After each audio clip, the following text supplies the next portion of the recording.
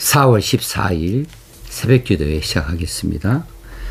찬송가 255장 너희 이제 흉악하나 2절만 부르겠습니다. 2절입니다. 악한 죄 벗으라고 주님 너를 부르네. 악한 죄 벗으라고 주님 너를 부르네. 하나님 크신 사랑 한이 없어라. 악한 죄 벗으라고 악한 죄 벗으라고 주님 너를 부르네. 주님 너를 부르네. 요나서 1장 4절에서 6절까지 말씀 봉독합니다. 1장 4절에서 6절입니다. 여호와께서 큰 바람을 바다 위에 내리심에 바다 가운데에 큰 폭풍이 일어나 배가 거의 깨지게 된지라. 사공들이 두려워하여 각각 자기의 신을 부르고 또 배를 가볍게 하려고 그 가운데 물건들을 바다에 던지니라. 그러나 요나는 배 밑층에 내려가서 누워 깊이 잠이 든지라. 선장이 그에게 가서 이르되 자는 자여 어찌함이냐. 일어나서 네 하나님께 구하라. 혹시 하나님이 우리를 생각하사 망하지 아니하게 하시리라 하니라. 아멘. 어제 말씀드린 대로 여러분은 지금 어디로 가고 있습니까? 하나님이 지시하신 니느웨로 가고 계십니까? 아니면 거역하여서 다시스로 가고 있으십니까? 요나는 지금 하나님의 얼굴을 피하여 다시스행 배를 탔습니다. 그리고 배 밑창에서 깊이 잠이 들어버렸습니다. 하나님께서 큰 바람을 바다 위에 내리셔서 폭풍이 일어나게 되어졌고 그 폭풍으로 인하여서 배가 거의 깨어지게 되었습니다. 요나가 탄 바로 그 배입니다. 하나님께서 사용하시는 하나님의 사람 요나인데 요나의 가는 길에 하나님이 큰 환난을 주시고 그 길을 지금 막고 계시는 것이지요. 이런 의미에서 지금 이 큰 바람은 이 폭풍은 배가 깨어질지언정 이 폭풍은 하나님의 진노의 표시라기보다는 요나가 타고 있는 이 배이니까 요나에게 무언가를 말씀하시고자 하시는 하나님의 간섭이시고 요나를 돌이키고자 하시는 하나님의 사랑의 표시입니다. 우리가 느끼기에는 이건 너무 큰 고통이다. 이건 너무 큰 손해다. 이건 너무 큰 아픔이다. 이런 환난이 없다. 라고 쩔쩔매면서 울지라도 어쩔 때는 그것이 우리를 향하신 하나님의 사랑의 표시일 수가 있어요.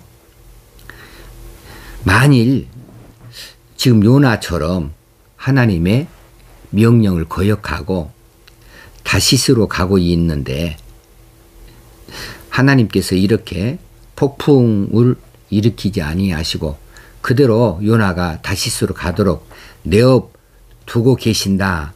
그런다고 한다면 이것은 요나를 향하신 하나님의 사랑이 아니시지요. 우리도 마찬가지로 우리가 하나님의 뜻을 저버리고 하나님 품을 벗어나서 하나님께서 지시하신 것에 대하여 거역하고 우리가 엉뚱한 길, 곁길로 가고 있는데 만약에 하나님께서 우리를 치지 아니하신다면 우리에게 환난을 주지 아니하시고 그대로 내어 버려두고 계신다면 이것은 우리를 향하신 방임이 되어지고 우리를 버리신 것, 유기가 되어지는 거죠. 그런 의미에서 지금 이 환란은, 이 큰 폭풍은 하나님의 사랑의 표시이고 요나를 돌이키기 위하신 하나님의 간섭이시다, 이렇게 볼 수 있는 겁니다. 히브리서 12장 11절에 보면 무릇 징계가 당시에는 즐거워 보이지 않고 슬퍼 보이나 후에 그로 말미암아 연단받은 자들은 의와 평강의 열매를 맺느니라. 우리가 징계 받아 고통을 겪는데 누가 이것을 기뻐하고 즐거워하겠습니까? 이거 한숨 나고 눈물 나고 참 괴로운 일인데 이 징계를 누가 즐거워해요? 당시에는 그 징계 즐거워 보이지 않습니다. 그런데 나중에 뒤돌아보고 나면 그때 하나님께서 매를 들으셔서 내가 돌이켰지. 하나님께서 그때 나를 연단시켜 주셔서 내가 이만큼 자리에 있게 되어졌지. 이렇게 해서 의롭게 되어지고 평강의 열매도 맺어줄 수 있다고 하는 이야기이지요. 그래서 내가 받을 만한 이유가 있는 고난, 내가 당해야 될 만한 이런 이유가 있는 이런 시련은 오히려 하나님의 간섭이시고 사랑의 매이니까 이것을 감사로 받을 수 있어야 되겠고 이것을 오히려 기뻐해야 할 것입니다. 이제 사공들이 이 폭풍으로 인하여서 배가 완전히 뒤집힐 지경에 이르게 되어지니까 물건이 이리 굴르고 저리 굴르고 사람까지도 혼비백산 할 정도로 이렇게 폭풍이 강하게 밀어닥치니까 이 익숙한 사공들조차도 두려워해서 각각 자기의 신을 부르고 난리가 난 거죠.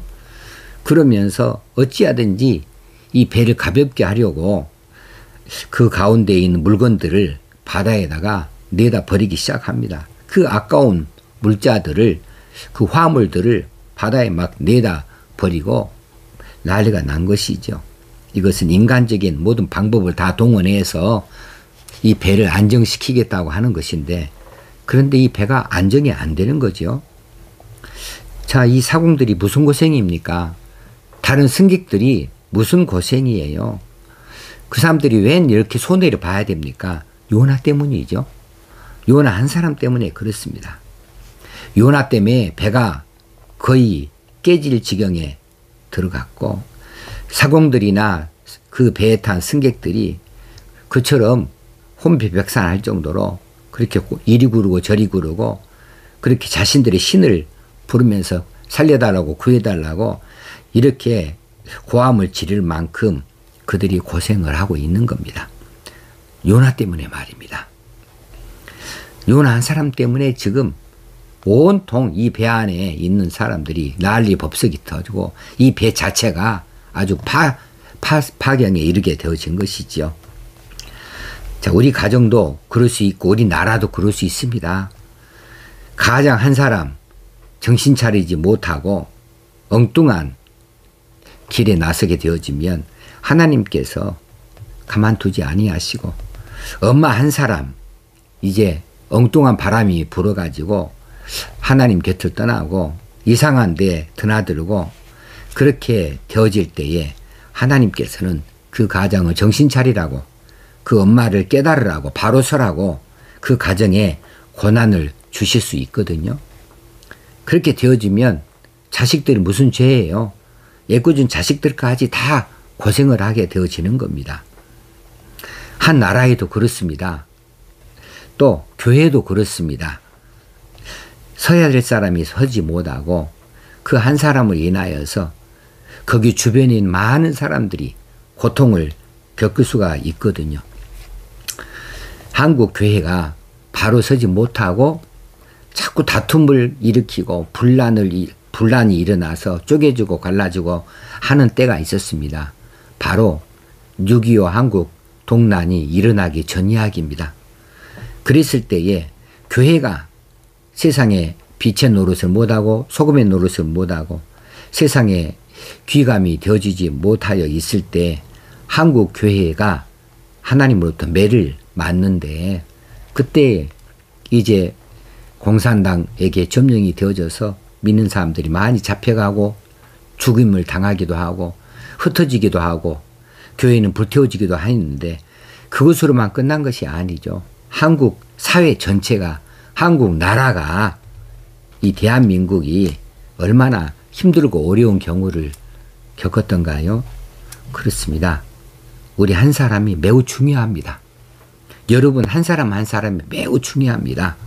한 사람 한 사람이 하나님 말씀에 순종하고 거역하지 아니하고 하나님의 낯을 피하여 도망하지 아니하고 하나님께서 맡기신 일들에 불순종하는 것이 아니고 바로 서야만 그래야 이 나라도 바로 서고 사회도 바로 서고 가정도 바로 설 수 있지 않겠습니까? 지금 요나는 배가 이처럼 난리가 났는데도 불구하고 배 밑창에서 죽음과 같은 깊은 잠에 빠져 있어요. 그때 선장이 와서 깨웁니다. 이 선장 누가 보냈을까요? 하나님이 요나에게 보내셨어요. 잠들어 있는 요나, 이런 자연을 통해서도 흔들고 있는데 그럼에도 불구하고 깨어나지 못하고 있으니까 사람을 보내어서 깨우고 계십니다. 이 선장 이방 사람이겠죠? 그런데 그 선장의 입에서 네 하나님께 구하라 이런 말이 나옵니다. 이 사람은 여호와의 능력을 경험하지 못해본 사람이겠죠. 그런데도 지금 요나를 향하여서 네 하나님께 구해라. 네 신에게 구해라. 그러면 혹시 하나님이 우리를 생각하사 망하지 않게 하실지도 모르지 않느냐. 이런 말을 요나가 들어야 됩니까? 완전히 거꾸로 됐잖아요. 바꾸어 됐잖아요. 하나님께서는 우리가 바로 서지 못할 때에 자연을 통해서 환경을 통해서 징계도 하시고 돌이키기도 하시고 깨닫기도 하시는데 그조차도 듣지 못할 때에는 당나귀를 통해서라도 하나님께서 깨닫게 하십니다. 한국 교회가 세상의 손가락질을 받고 있습니다. 코로나 사태 때문에 그렇습니다. 그리고 교회의 여러 분란들 때문에 그렇습니다. 덕이 되지 못하고 본이 되지 못한 여러 많은 일들 때문에 세상에 많은 걱정을 끼쳤습니다. 그래서 세상이 교회를 걱정을 해요. 세상이 교회를 향해서 니네나 잘하세요 그래요. 당신들이 하나님께 기도하라고 이렇게 이야기를 해요.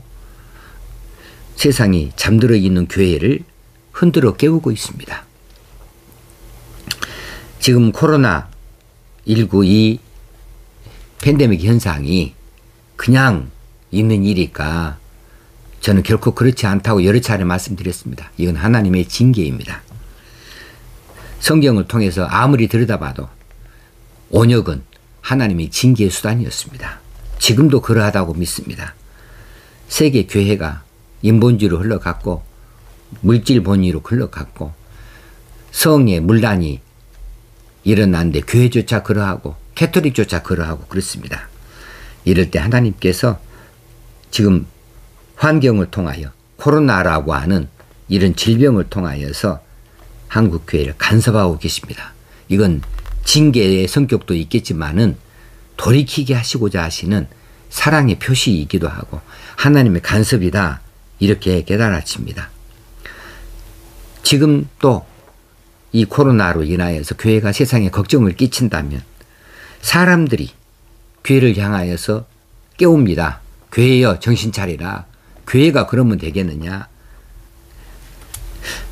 하나님께서 사람을 통하여서도 그렇게 우리를 흔들어 깨우시고 역사하시는 것을 우리가 기억할 수 있어야 되겠습니다.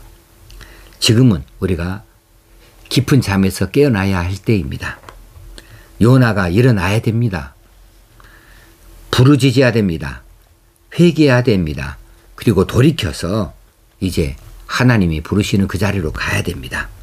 먼저는 하나님께 나아가야 되고 하나님께서 말씀하신 그 자리로 우리가 본연의 위치로 가야 되고 하나님께서 맡기신 사명의 자리로 우리가 힘써 열심 품고 나아가야 할 때입니다.